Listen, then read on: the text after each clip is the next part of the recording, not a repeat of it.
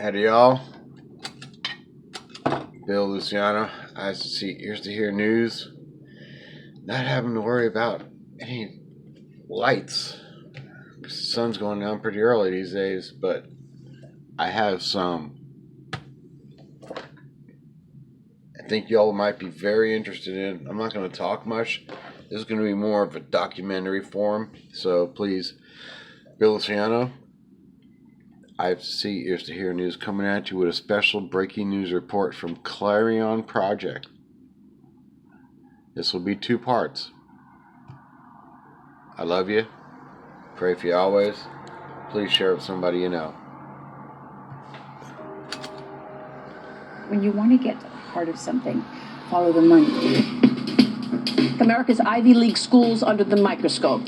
Elite universities are selling themselves, and look who's buying. These are governments that are hostile to the United States. Both Harvard and Yale are among the colleges under investigation for failing to report hundreds of millions of dollars in foreign gifts. Saudi Arabia gave $20 million to Georgetown and to Harvard. This money should be utilized to lessen the burden of tuition on students, but it's rarely used for that. When this amount of money is coming in from a foreign government, my first question is why?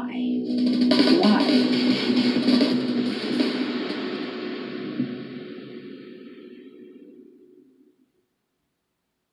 It's one of the hidden secrets about foreign influence in America. Just about the entire Ivy League taking money from a foreign government. And it's gotten to the point now where the funding has ballooned. What organizations like the Clarion Project have been able to cover is that there have been over $12 billion since 2012 worth of funds from foreign governments that are flowing into the country. The countries that are donating the most money to American schools are countries with terrible human rights records. Since 2012, Qatar donated $2.9 billion, China $1.2 billion, Saudi Arabia $1.1 billion, United Arab Emirates $469 million, and Russia $137 million. And that's just the amount that's been publicly declared. Most of the money is not declared by the schools. I want to focus on Yale in particular because it supposedly filed no reports at all for any of the gifts that it did get. Academic institutions just are fundamentally and inherently dishonest when it comes to the money.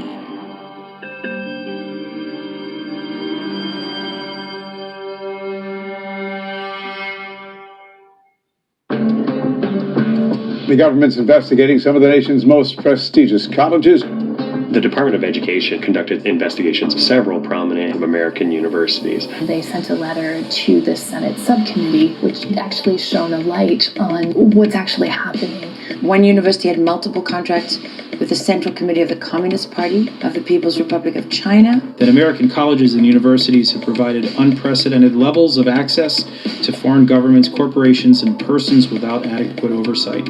The U.S. Department of Education say they've uncovered more than $6 billion in unreported gifts from countries including Qatar, China, and Saudi Arabia. What strings are attached to the billions of dollars that are flowing from foreign governments to American schools? And why is this happening in secret?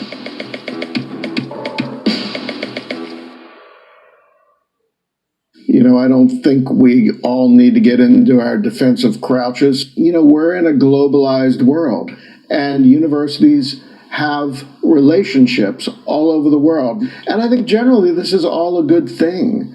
But there are always questions that should be asked. You know, who is giving this money and why? And are there strings attached? Our academic institutions are being bought by foreign interests. And it'd be one thing if it were Western governments. It's another when you see foreign governments that are at odds with U.S. interests buying up influence. When you have foreign funding, obviously it comes with an agenda. Nobody gives billions of dollars to set up a chair in Islamic studies at a university without the explicit intention of influencing the mindset of the students. The strategic goal of a country who's pouring millions or billions of dollars into universities is to affect U.S. policy in a number of different ways. They're trying to influence the minds of the next generation of congressmen, the next generation of lobbyists, the next generation of media, PR professionals, you name it. My name is Raheel Raza. I'm a practicing Muslim, president of Muslims Facing Tomorrow. About 3 years ago, I gave testimony to the U.S. Congress. Remove foreign extremist funding from American campuses. Why should our educational institutions be warped with a foreign ideology? And this is where Western governments and Westerners sometimes have difficulty grasping what the reality is, and that there is an agenda that is coming on the backs of these petrodollars. Concerns are rising about China's influence over academic freedom at American universities. China has given almost $1 billion to America's higher education system. Big part of that funding goes to run what are called Confucius Institutes. Their purpose is to teach Chinese language and to put on cultural programming. There are 66 Confucius Institutes at American colleges and universities, and over 540 worldwide. But there's been investigations into whether those Confucius Institutes are bringing more than just education courses. Tonight, there's concern about a Chinese propaganda education program. It's called the Confucius Institute, and lawmakers say that it's run and funded by the Chinese government. They pick the curriculum, pick guest speakers. Critics say that means China controls the narrative of the Confucius Institutes and can shut down opposing viewpoints. Confucius Institutes have been under fire for years for suppressing free speech and promoting a slanted perception of Chinese history, among other things. They eliminate certain information from classrooms, for example, like the Tiananmen Square massacre and the Hong Kong protest. They're changing the way that our students learn about China. This is a foreign country paying to influence students on U.S. soil. 孔子学院很多人都在问我，你是这个软实力的重要组成部分什么的，因为我们想扩大我们的这个影响。And what that means is they have almost a permanent footprint in the U.S. system. They're also trying to steal sensitive technology. There are open espionage investigations involving China, now get this, in all 50 states, in high-tech, agriculture, and academia. The Chinese government has been very effectively stealing America's trade secrets, for generations. Of the nearly 5,000 active FBI counterintelligence cases currently underway across the country, almost half are all related to China. America's world-class university system has become a soft target in the global espionage war with China. One of the most high-profile cases recently was that of Professor Charles Lieber, the chairman of Harvard University's chemistry department, arrested by FBI agents, charged with lying about more than $1 million in payments from the Chinese government. A Chinese medical student studying at Harvard is in custody right now. Two Chinese-American professors have been fired after The researcher accused of concealing his ties to China. We're estimating about $500 billion a year in economic loss just from the country of China. With the protests and unrest in Hong Kong, and with the Uyghur camps. Since 2017, up to 1 million Muslim Uyghurs have been placed in what some call concentration camps. You have to ask yourself what kind of human rights violations are occurring there that we might be overlooking. We are seeing the biggest internment probably since the end of World War II. Activists say Beijing has done that to try to eliminate Islam within its borders. China's crackdown on dissidents is now being described as the cruelest in decades. And so the next time there's a revolution and people are massacred and they hunt down activists and drag them from their beds and they turn up in a river with their hands bound, you're going to say, well, that's got nothing to do with me. Good luck with that. I mean, if you sleep well at night, then that's who you are.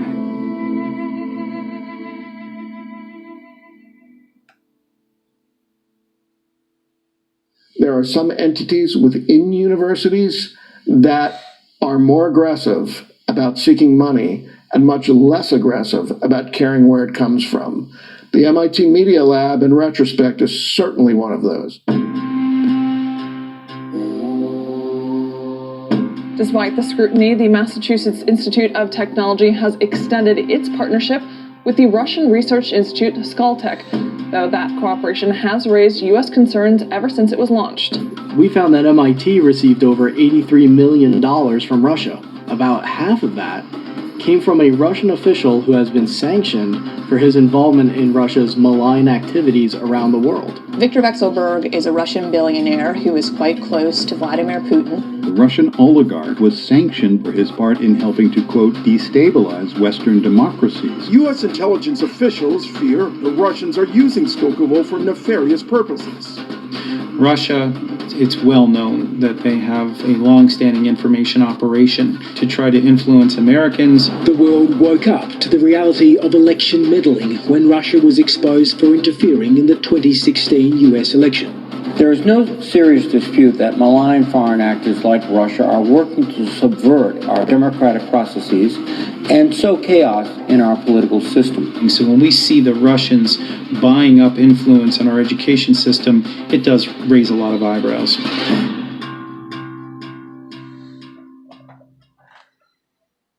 Well, a lot of people think that universities should act with some moral center. They should reflect our conscience. That is specifically what most universities do not want to do.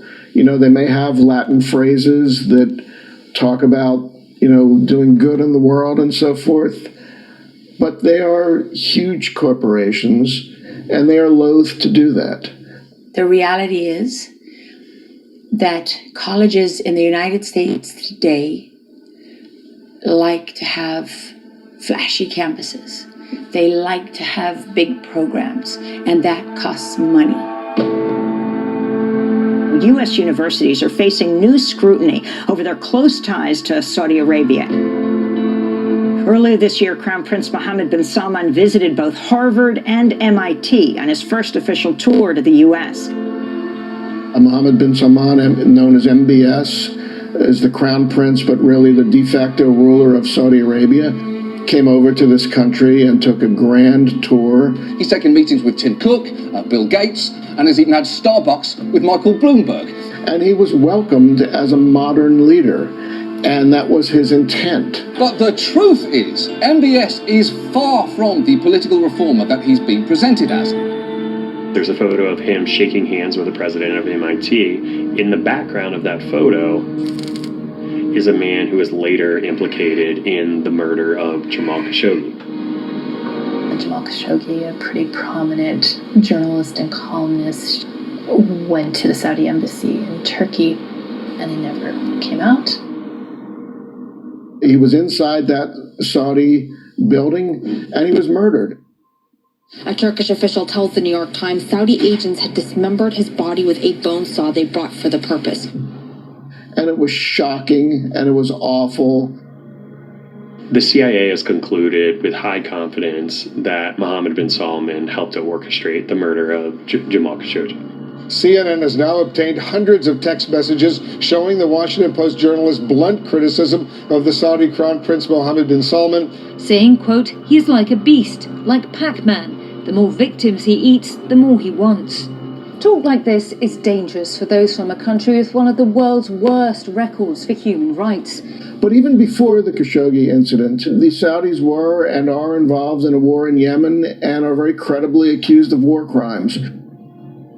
The Saudi campaign of airstrikes has been catastrophic. The man MIT is hosting has created the worst humanitarian crisis on Earth. When bin Salman visited the United States in the spring, students were protesting it and condemning the visit and condemning the way that MIT and Harvard greeted him as a kind of reformer as opposed to the war criminal that he is.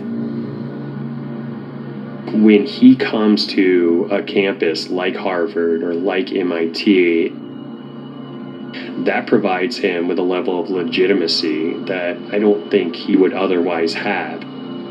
You know, they want the prestige. They want the halo effect from being associated with these institutions. The Saudis are sponsoring lots of sporting events in their country. And, this has been called sports washing. And it's really, in a way, the same thing. It's to say, look, we are a nation of the civilized world that does not murder journalists, does not behead our own dissidents. And we are, one of you. And because look at this, we've got this beautiful, golf tournament going on, this tennis match. The critical thing with an academic institution is how does the money affect the education? That's really what you're talking about. I think in many cases, the issue with foreign funding is that what it usually buys is silence. It would almost be crazy to assume that a foreign power is going to keep giving money to a university that critiques that foreign power repeatedly. No one likes to bite the hand that feeds them. Let me give you an example. The feud between Canada and Saudi Arabia reaches a new level. The Canadian government had some pretty mild criticism of MBS and Saudi Arabia, and the regime went crazy. The Saudi Arabian government announced effective immediately that it was ending scholarships for some 16,000 Saudi students studying in Canada. Universities charge foreign students tuition fees 4 times higher than their Canadian counterparts. Mount St. Vincent, for example, took a $900,000 revenue hit. The big thing that did for us it exposed just how vulnerable we are. That's a message that Saudi Arabia is sending out, which is don't criticize. And I believe that the universities heard that. Institutions can tell themselves that they're maintaining a degree of separation and they're not allowing people to influence their thinking or the choices that they make. But it starts to seem like a lie when you look at the money.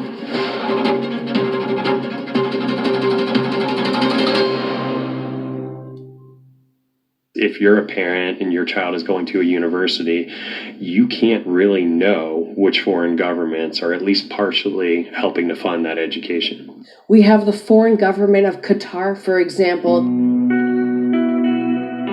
We know Qatar is the second largest funder of international terrorism. They have also spent billions of dollars trying to influence American curriculum, specifically at the Duke UNC program where they are training K through 12 teachers. We have been able to discover that it is a curriculum provided by a theologically motivated government. It is not objective. The federal government says a Middle Eastern studies program at Duke and UNC favors Islam while neglecting Christians, Jews, and other faiths in the region. So we filed a Freedom of Information Act request, which would detail why on earth Qatar is trying to influence the curriculum of American students. And so far, UNC has refused to respond.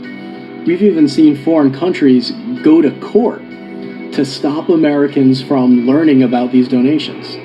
For example, my alma mater, Texas A&M, receives hundreds of millions of dollars from the government of Qatar. This caught the attention of an attorney who was curious about how these donations were being used. We decided we'd ask them where hundreds of millions of dollars of foreign funding were going and what kind of stipulations were attached to its use. They filed a FOIA request to get this information, but at the last minute, Qatar sued the state of Texas to block release of this contract. Texas A&M refuses to divulge. And they say that this is due to the fact that they have a secretive agreement and they cannot violate that agreement, even though this is a state university. I was surprised. How can you argue as a public university? Bill Luciano, Eyes to See, Ears to Hear News coming at you, documentary style. Love you, pray for you always. Please stay with us for part 2. Share with somebody you know.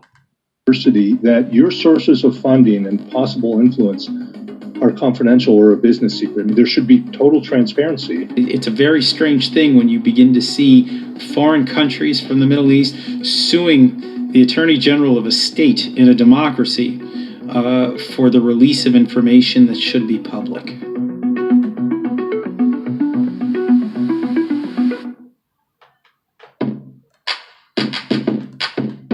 Hi, welcome to NYU Abu Dhabi.